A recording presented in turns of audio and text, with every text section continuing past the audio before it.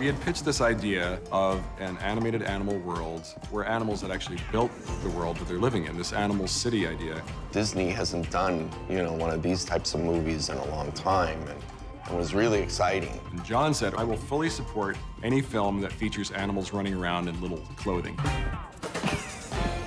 He said, if you guys are going to do an animated animal film, you really have to go and become experts on all of these subjects. You have to find out about how animals behave. You have to find out how to build cities. How would animals live in that city? How would they design it? What kind of animals would even live there?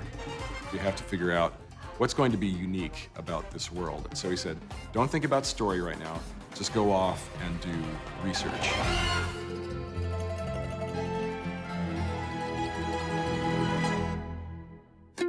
We started our research by going to Disney's Animal Kingdom theme park. And we learned so many amazing things from the incredible animal experts that were there. A lot of it was this interesting trivia that we said, well, we'll put it to the side and we'll see if it finds its way into the film. You can't trust any animal that can see in two places at once. Get them. Animators have to think about what makes that animal feel and look like an animal. We had our head of animation here, Renato Dos Anjos, and we had our head of look development, Michelle Robinson, and we had Corey Loftus, who's doing the character designs. I think one of the big things when you're actually around the animals is to take those personalities and bring them into the movie. Elephants have a very specific way of moving their heads. They use their trunks like hands. You'll see that the giraffes in Zootopia run like real giraffes do, but on two legs. Early on, we thought, okay, well, it should just be various types of animals all sort of mixed together, salt and pepper. Are cheetahs aware that they started a whole line of fabric pattern, or no? But that's actually not how animals are.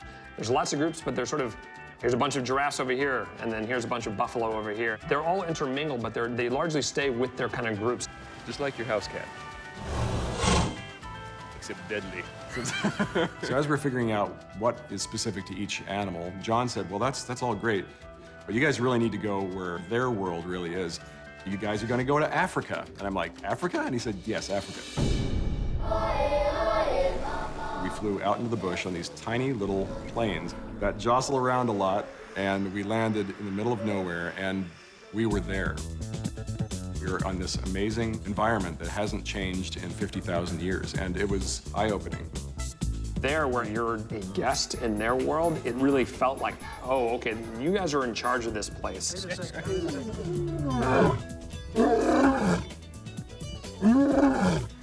So that doesn't get your attention. Oh. At the very beginning, we thought, since there's so many wildebeests, we thought the wildebeest would be sort of the business people of the city. They'd be the people in suits walking around. But we learned from our animal experts that the wildebeests are not actually the smartest animals on the savannah. And so it completely changed the design of that animal. Chief, Mrs. Otterton's here to see you again. Not now.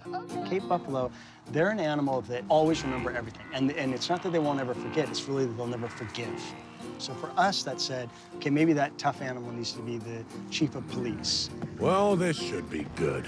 All of those things became aspects that we incorporated into the film and helped let us really figure out what animal was going to be what character in the movie. I don't have to be a lonely hunter anymore.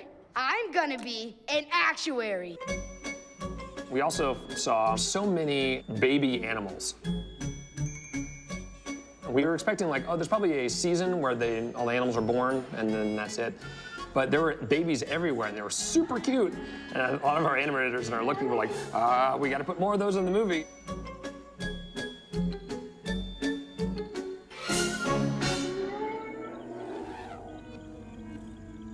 At nighttime, you hear hyenas and you hear lions. Can they eat you? Yes, they can eat you. That changes things. When we saw a 200-pound leopard eating a wild boar, you're 30 feet away from that. And as it looks up at you and has blood all over its face, it's super intimidating. So thinking about this movie where some of the animals maybe they're starting to go savage, that would be scary. And so for us to actually feel that was really important.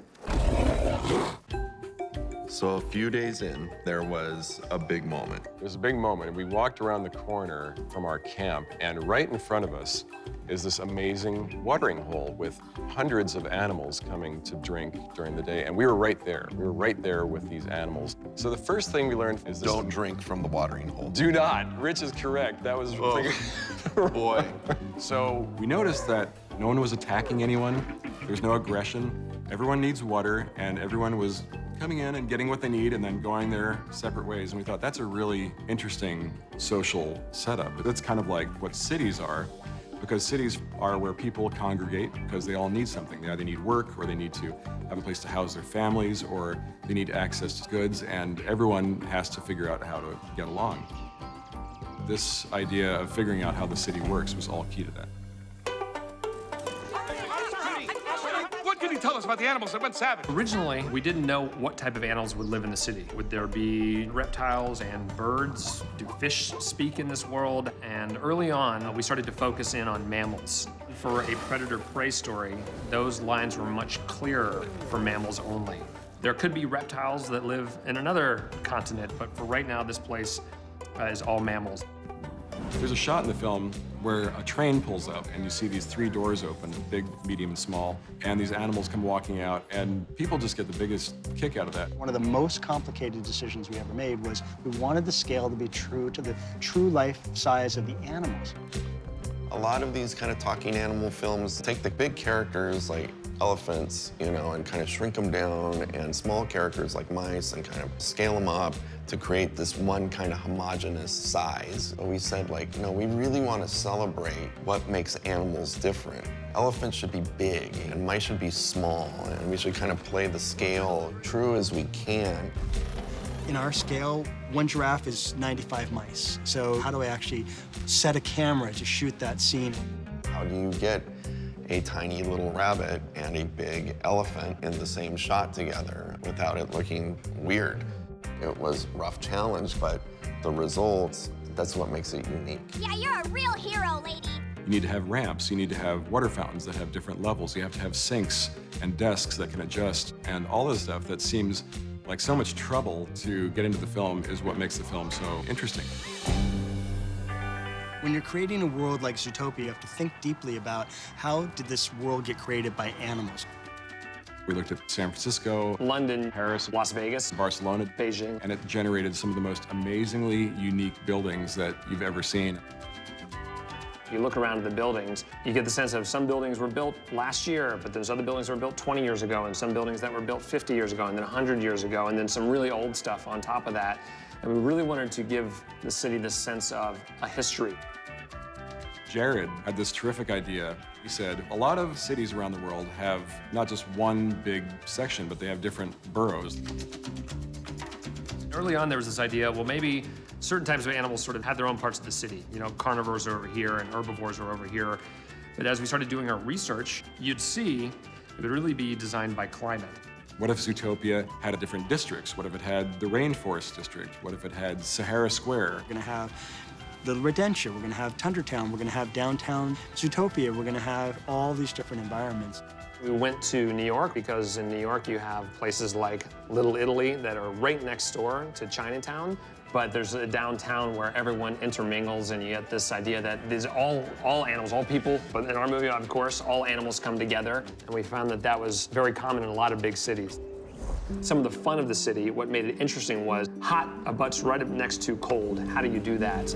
If you want to cool something down, just like your air conditioner blows cold air this side, there's always, on the other side, this exhaust that's always hot. So actually it made a lot of sense to put Tundra Town next to Sahara Square because you'd have that. And then maybe the ice, when that melted, that gave you the water that became the steam for the rainforest and the water for the rain. So there's sort of this natural ecosystem that started to develop that we used for the city. And it started to feel like a real city. It feels like you could step into the screen and travel from one environment to the other as easily as taking a train ride. People ask why we go on these research trips, and it's those ideas, things you would have never thought of if you hadn't been there in person with those animals. All right, now smile like a crocodile. And that's what's great about these research trips, you know, when you're kind of seeing these new things and you don't know how they're going to really apply to the movie at first. We're trying to give you something that feels real, having a world that combines the best of what a human world can be and also the amazing, jaw-droppingly beautiful world of animals. It's just a great privilege for us to be able to bring something like that to the screen.